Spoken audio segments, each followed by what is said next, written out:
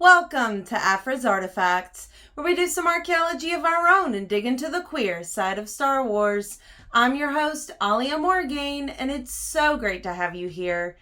Well, y'all, today we're doing a reality check because these anti-LGBTQ bills are all over the place. And there's one in particular that I want to discuss today, and that is Senate Bill number 207 from Kansas. We've still got until April 24th when they will reconvene to supposedly vote on this bill. It was introduced February 8th, was referred to the Committee on Education February 9th, and was introduced originally by Senator Renee Erickson. This bill literally writes trans youth out of existence. Out of existence.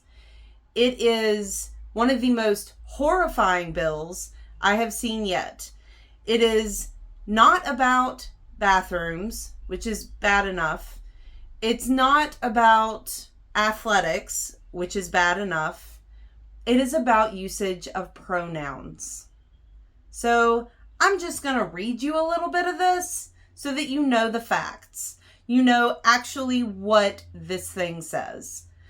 So, Senate Bill number 207 by the Committee on Education. An act concerning education. Okay. Concerning education, calling people by their correct pronouns, not misgendering people.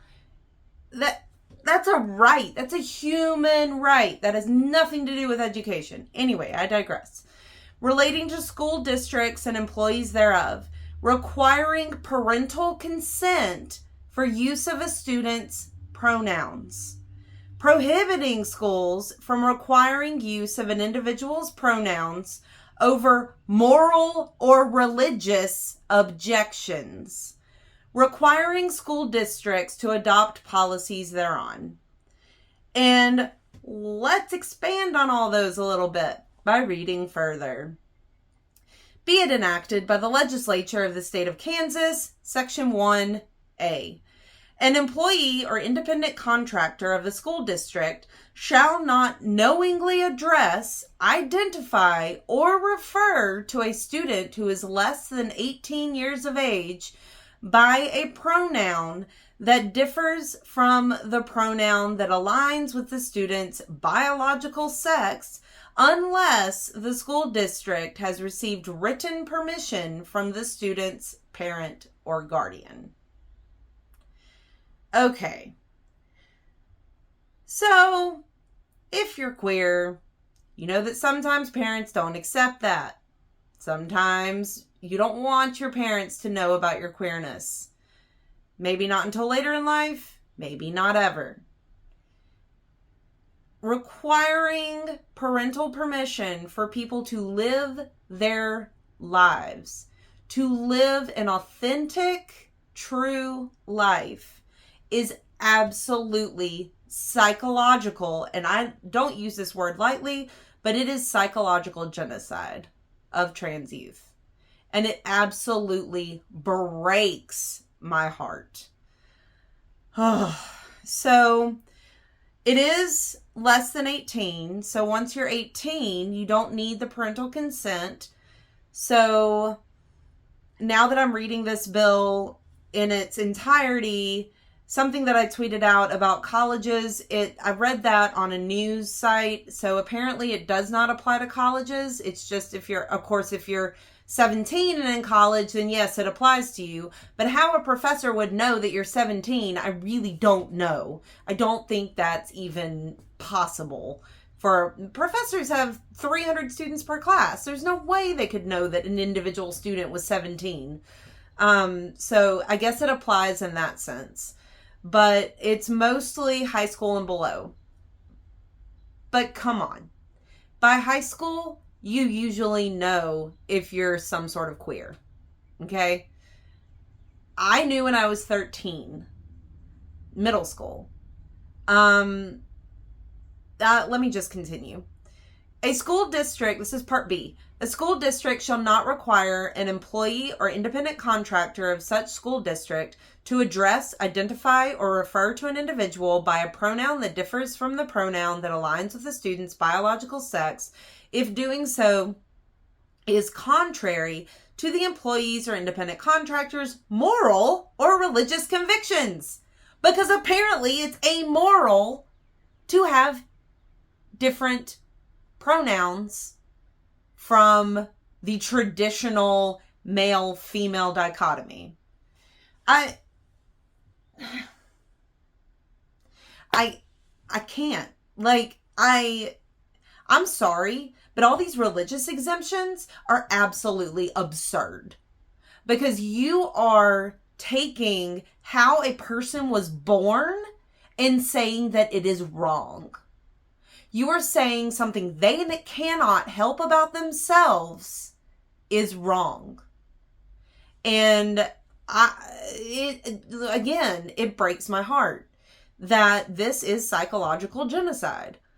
And then it goes on, the school board of each school district shall adopt a policy to implement this section. And that's section C. And then section D, this one I'm not quite sure what they're trying to say.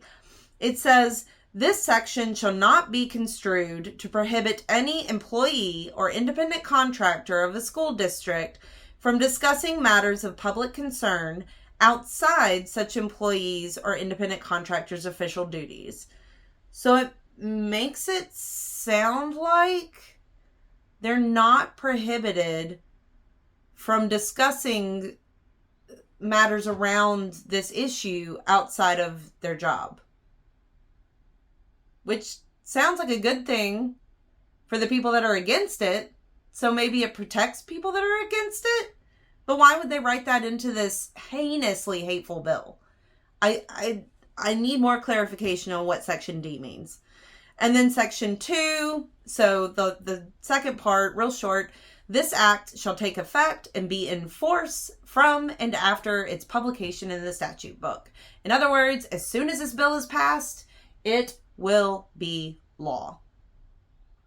So Monday, April 24th is when they're supposedly going to vote on this. We have a week and a half to raise hell because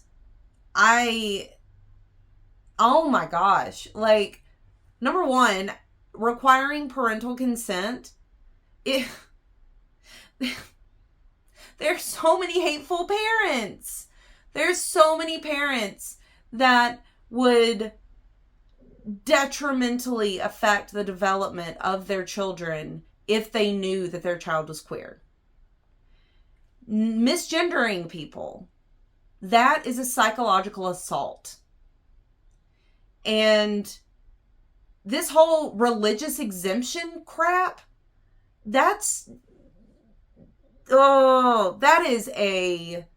I don't even know how it's legal to have these religious exemptions because people are born this way. They are born this way. I was born queer. There's nothing that made me queer. I just am.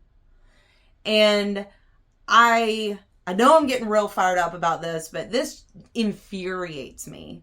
So talk about it. Tweet about it. Get the word out there. Get people knowing that this is up for a vote. That they are literally going to write transgender youth out of existence. Not just bar them from appropriate bathrooms. Not just bar them from the appropriate athletic team. But literally write them out of existence. So comment down below on what you think about this. Maybe give some ideas for how we can make this not happen. I live in Alabama. I don't live in Kansas, but I thought this was so important to talk about. So anyway, thanks for listening. And remember to like the video, subscribe to the channel, follow me on Twitter at Alia Morgaine for channel updates, and come back next Thursday at 6 p.m. Central for new content. I'm not sure yet if it will be content on reality stuff or if it will be Star Wars. I'll still be talking about Caden Larte if it is Star Wars. But there's a lot of crap going down. And I'm rebellious and fighting mad about a lot of this. So stay tuned. May the force be with you.